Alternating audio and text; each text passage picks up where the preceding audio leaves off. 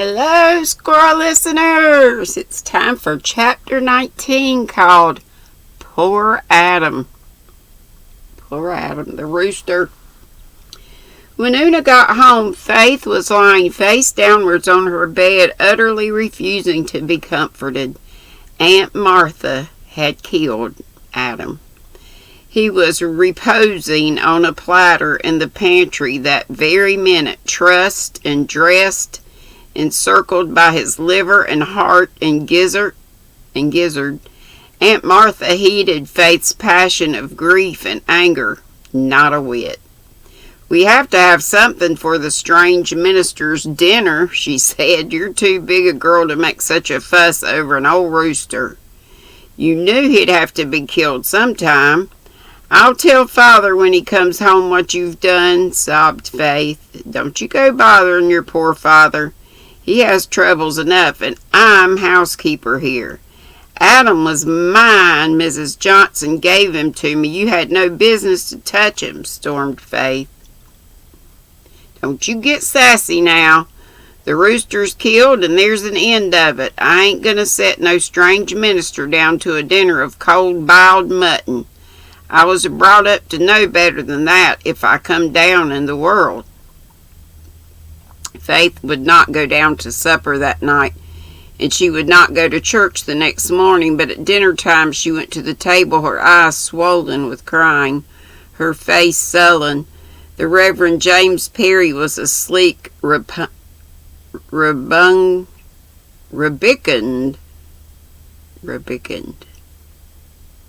man, with a bristling white mustache, bushy white eyebrows, and a shining bald head. He was certainly not handsome, and he was a very tiresome, pompous sort of person. But if he had looked like the Archangel Michael, and talked with the tongues of men and angels, Faith would still have utterly detested him. He carved Adam up dexterously.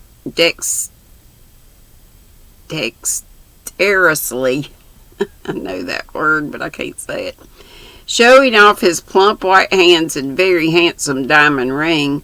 Also, he made jovial remarks all through the performance. Jerry and Carl giggled, and even Una smiled wanly because she thought politeness demanded it. But Faith only scowled darkly. The Reverend James thought her manners shockingly bad. Once, when he was delivering himself of an unctuous remark to Jerry, Faith broke in rudely with a flat contradiction. The Reverend James drew his bushy eyebrows together at her. "Little girls should not interrupt," he said, "and they should not contradict people who know far more than they do." This put Faith in a worse temper than ever. To be called little girl, as if they were no bigger than chubby Rilla Blythe over at Ingleside, it was insufferable. And how that abominable Mr. Perry did eat! He even picked poor Adam's bones. Neither Faith nor Una would touch a mouthful, and looked upon the boys as little better than cannibals. Faith felt that if that awful repast did not come soon to an end, she would wind it up by throwing something at Mr. Perry's gleaming hand. Fortunately, Mr. Perry found Aunt Martha's leathery apple pie too much even for his powers of mastication, and the meal came to an end after a long grace in which Mr. Perry offered up devout thanks for the food, which a kind and beneficent providence had provided for sustenance and temperate pleasure. "God hasn't a single thing to do with providing Adam for you," muttered Faith rebelliously under her breath. The boys gladly made their escape to outdoors. Una went to help Aunt Martha with the dishes, though that rather grumpy old dame never welcomed her timid assistance, and Faith betook herself to the study where a cheerful wood fire was burning in the grate. She thought she would thereby escape from the hated Mr. Perry, who had announced his intention of taking a nap in his room during the afternoon. But scarcely had Faith settled herself in a corner with a book when he walked in, and standing before the fire proceeded to survey the disorderly study of with an air of disapproval. Your father's books seem to be in somewhat deplorable confusion, my little girl, he said severely. Faith darkened in her corner and said not a word. She would not talk to this creature. You should try to put them in order, Mr. Perry went on, playing with his handsome watch chain and smiling patronizingly on Faith. You're quite old enough to attend to such duties. My little daughter at home is only 10, and she is already an excellent little housekeeper, and the greatest help and comfort to her mother. She is a very sweet child. I wish you had the privilege of her acquaintance. She could help you in many ways. Of course, you have not had the inestimable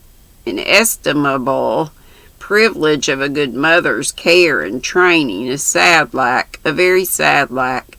I have spoken more than once to your father in this connection and pointed out his duty to him faithfully, but so far no effect. I trust he may awaken to a realization of his responsibility before it's too late. In the meantime, it's your duty and privilege to endeavor to take your sainted mother's place. You might exercise a great influence over your brothers and your little sister. You might be a true mother to them. I fear that you do not think of these things as you should, my dear child. Allow me to open your eyes in regard to them. Mr. Perry's oily, complacent voice trickled on. He was in his element. Nothing suited him better than to try to lay down the law, patronizing and extort. He had no idea of stopping, and he did not stop. He stood before the fire, his feet planted firmly on the rug, and poured out a flood of pompous platitudes. Faith heard not a word. She was really not listening to him at all, but she was watching his long black coat-tails with impish delight growing in her brown eyes. Mr. Perry was standing very near the fire. Oh, Lord. His coat-tails began to scorch. His coat-tails began to smoke. He still prosed on, wrapped up in his own eloquence. The coat-tails smoked worse. A tiny spark flew up from the burning wood and alighted in the middle of one. It clung and caught and spread into a smoldering flame. Faith could restrain herself no longer and broke into a stifled giggle. Mr. Perry stopped short, angered over this impertinence. Suddenly he became conscious that a reek of burning cloth filled the room. He whirled round and saw nothing. Then he clapped his hands to his coat-tails and brought them round in front of him. There was already quite a hole in one of them, and this was his new suit. Faith shook with helpless laughter over his prose and expression. Did you see my coat-tails burning? He demanded angrily. Yes, sir, said Faith demurely. Why didn't you tell me? He demanded, glaring at her. You said it wasn't good manners to interrupt, sir, said Faith, more demurely still. If I was your father, I would give you a spanking that you would remember all your life, miss. And a very angry reverend gentleman as he stalked out of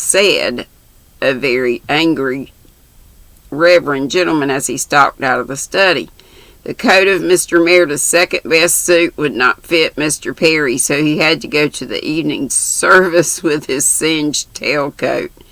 But he did not walk up the aisle with his usual consciousness of the honor he was conferring on the building. He never would agree to exchange of pulpits with Mr. Meredith again, and he was barely civil to the latter when they met for a few minutes at the station the next morning. But Faith felt a certain gloomy satisfaction. Adam was partially avenged. And that's all. Chapter 20 we'll get tomorrow is called Faith Makes a Friend. And I hope y'all have a great crafty day today. Yay, I got my second mitt done. Woo! And they match. So I'll show those off on live tomorrow. Got a bunch of other things to work on. I've been cranking up some blue hats and some other stuff. See y'all tomorrow on live at 5. And yeah, I will be coming out sometime soon with another giveaway. So we'll see y'all later. Be sweet. Don't be ugly. Bye-bye.